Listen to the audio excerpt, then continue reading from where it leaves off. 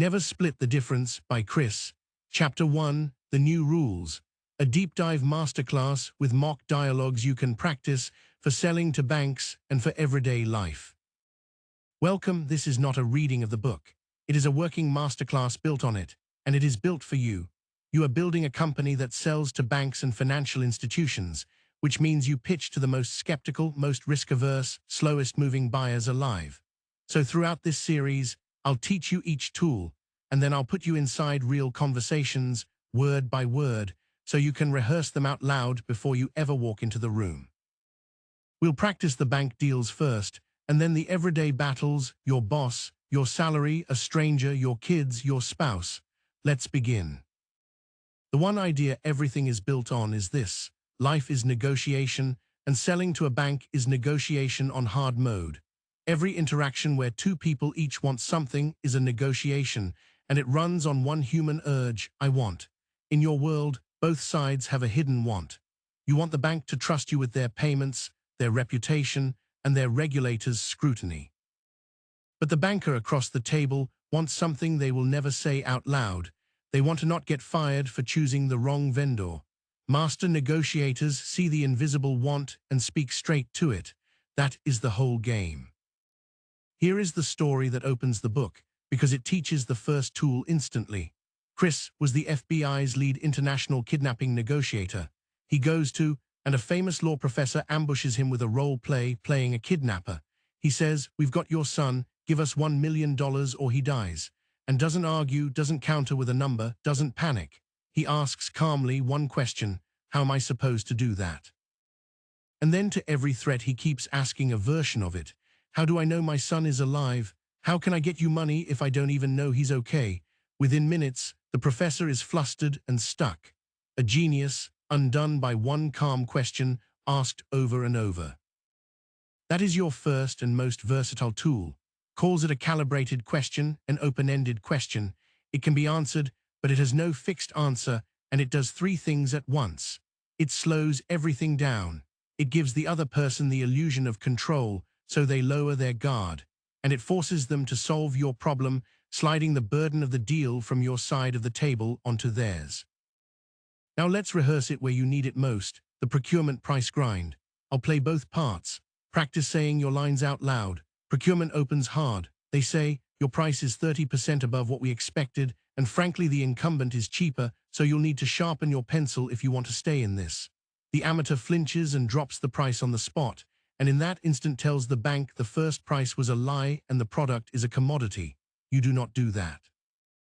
You pause, you keep your voice calm and low, and you say, "It sounds like getting the best value for the bank is what you're measured on, and I respect that."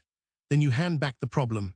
You say, "How am I supposed to deliver bank-grade uptime 24/7 support and the security your risk team requires at that number?" Now they have to answer. They might say, "Well, that's your problem to figure out." And you stay calm and you ask another one. "I hear you. What part of the scope could we adjust so the price works for you without putting your payments at risk?" Notice what you've done. You have not cut a cent. You've made procurement either defend a number they invented or start telling you where the real flexibility is. You sound like a partner protecting them, not a vendor being squeezed. Now the brush off, the most common way your deals quietly die. You finish a strong first meeting and the head of digital says, "This looks interesting, send us a proposal and we'll be in touch." The amateur says, "Great, thank you," and goes home to write 50 pages into a black hole. You don't. You say, "I'd be glad to." So it doesn't sit in a drawer. How do we make sure this proposal actually answers what your risk and compliance people care about? They'll tell you. Then you ask the question that separates a real deal from a polite one. What has to be true for this to become a priority this quarter, and not just an interesting conversation? Now they either reveal the real obstacles and the real decision makers, or they admit there's no deal yet. And either way, you've saved yourself a week and learned the truth. Now the gatekeeper. You're talking to a manager who likes you but cannot sign anything, and the real decision maker, the head of payments, is behind a wall. The amateur asks, "Can you introduce me?" which is a yes or no they can dodge. You ask a how question that makes them your guide and ties their reputation to yours. You say, "How should I best get this in front of your head of payments in a way that makes you look good for bringing it to them?" Now they're planning the path in with you. That same tool works everywhere. Your boss dumps a project on you when you're buried. Don't say that's not fair, which starts a fight. Say, how am I supposed to take this on and still deliver what you already need from me this week? On salary, when they lowball, don't blurt account number and haggle against yourself. Say, how did you arrive at that figure for someone with my results? With a stubborn car salesman, how am I supposed to go that high when the dealer across town is cheaper? With your kids, instead of ordering, how questions give them the feeling of control while you keep the real control. Every time, you are not fighting. You are asking a calm question that makes the other side do the work of moving toward you. Now, why does the old, logical way of negotiating fail, and why does this matter so much with banks? For decades, smart people taught negotiation as a rational process. The famous book Getting to Yes said, separate the person from the problem, focus on interests, invent win-win options, use objective criteria. Genius on paper, but it assumes people are rational, and they are not. The FBI learned this the hard way after the disasters at Ruby Ridge, and where the calm, rational, problem-solving playbook failed completely against real people in emotional crisis. Here is the science that proves it. Daniel and Amos showed that humans are deeply irrational and won a Nobel Prize for it. We have two systems of thought. System 1 is fast, instinctive, emotional. System 2 is slow, deliberate, logical. And System 1, the emotional brain, runs the show. It reacts first, then the logical brain builds a reasonable-sounding story to justify what emotion already decided. Feeling, said, is a form of thinking. So when you argue only with logic, you're arguing with the puppet, not the puppeteer. Now apply that to a bank. On the surface, a bank is the most rational buyer alive, with its requests for proposals, its scorecards, its weighted evaluation matrices. That is all System 2 theater.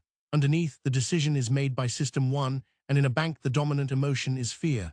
Fear of a breach that ends a career. Fear of downtime during a payment surge. Fear of the regulator. Fear of being the person who signed off on the vendor that failed. So let's rehearse handling that. The Chief Information Security Officer leans back and says, "We're concerned about your security posture. You're a young company." The amateur immediately recites certifications and standards and speaks only to System 2 while the fear sits there untouched. You do it differently. You speak to the fear first. You say, "It sounds like the last thing you want is to be the person explaining a payment incident to the board because you took a chance on a newer vendor." Let them feel understood. They'll often say, "Exactly. And now, and only now, you bring the logic, so let me show you exactly how we remove that risk, step by step." You calmed the animal, then you fed the mind. And don't forget the other side of System 1, ambition. The managing director dreams of being the bank that launched the best payment experience before the competition. Light that up. Imagine being the team that shipped this while your rivals are still in committee. This brings us to the centerpiece of the whole book, a phrase to burn into your mind, tactical empathy. It means understanding the other person's emotions and point of view so completely and showing them you understand that you gain access to their mind and can move them. Notice the word tactical. This is not being nice. It is empathy as a precise instrument of influence. And here is what most sellers get backwards. Listening is not passive, and it is not weakness. It is the most active, most powerful thing you can do.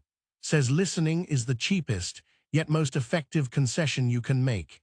In a meeting, you can give the banker something they crave, the feeling of being truly understood, and it costs you nothing, and it drops their defenses. So here is how tactical empathy wins a bank.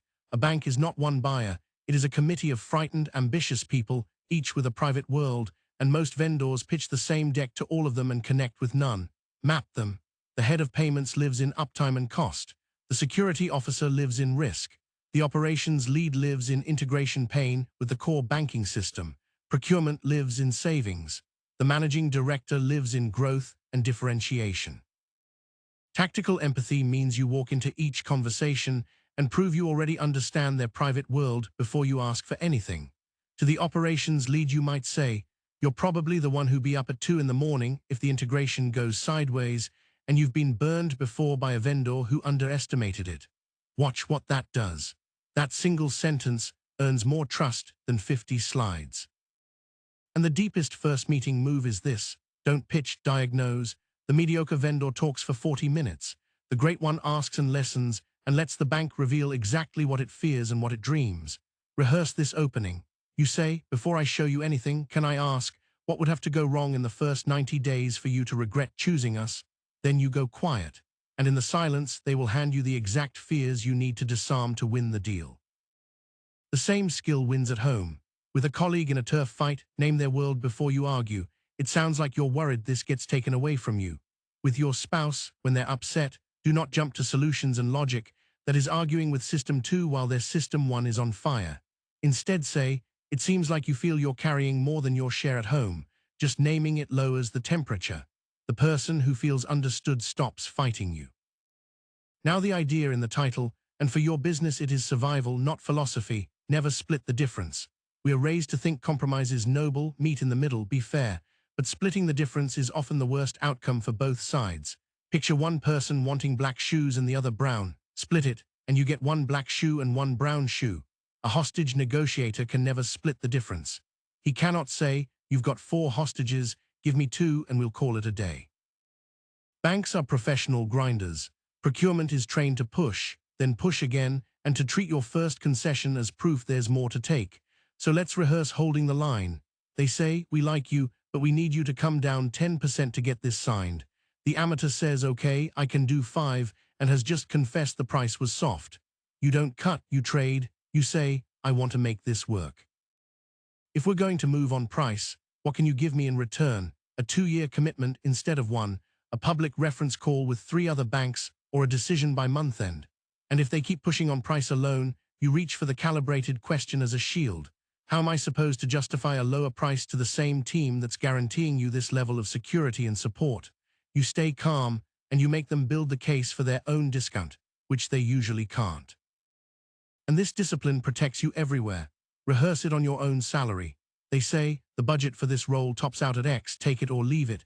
You don't split the difference to end the tension. You say, I understand there's a range. Help me understand, how did you land on X for someone delivering the results I've shown you? And then you're quiet. The lesson is not to be greedy or rigid. It is this: do not reach for the middle just to escape your own discomfort. Slow down, stay in the conversation. And there is almost always a better deal waiting for the person willing to sit in the tension a little longer than feels comfortable. Let me gather the common mistakes in your language. 1. Leading with features and logic, your security architecture, your credentials, while ignoring the fear and ambition that actually drive the decision. 2. Discounting to win, which trains the buyer to distrust your price and grind harder. 3. Talking more than you listen, when the listener controls the conversation. 4. Chasing a yes from someone with no authority, mistaking a friendly champion for a decision maker. 5. Splitting the difference to relieve your own discomfort, leaving both value and dignity on the table. 6. Reacting emotionally to pressure when the calm question is always stronger. Stayed composed even with his own son in the role play on the line. Here is your drill for this week, and run it twice, once in business and once at home. Before the conversation, remind yourself, this is emotional before it is logical. Then do 3 things. 1. Listen more than you talk, and prove you understand the other person's world, their fears and their ambitions before you ask for anything. 2. When they push, don't argue and don't cave. Ask a calm question that starts with how or what. 3. Refuse to split the difference to end the discomfort. When they push on price, trade instead of cut, and stay in the tension 1 beat longer than feels natural. In business, aim it at your next bank conversation, the procurement grind, the brush-off, the gatekeeper, the frightened security officer. At home, aim it at 1 real disagreement. Do this again and again, and the power in the room will start to move toward you. That is Chapter 1. The rules have changed. Negotiation is not a cold, logical exercise. It is applied emotional intelligence, and it is the core skill of anyone who has to move other people, a kidnapper, a skeptical bank committee, your boss, or your own child. In the next chapter, Be a Mirror gets tactical, how to listen so people trust you, the calming voice he calls the late-night FM DJ voice, the strange power of mirroring someone's own words back to them, and how to use silence as a weapon. Practice these 3 moves before then, and I'll see you in Chapter 2.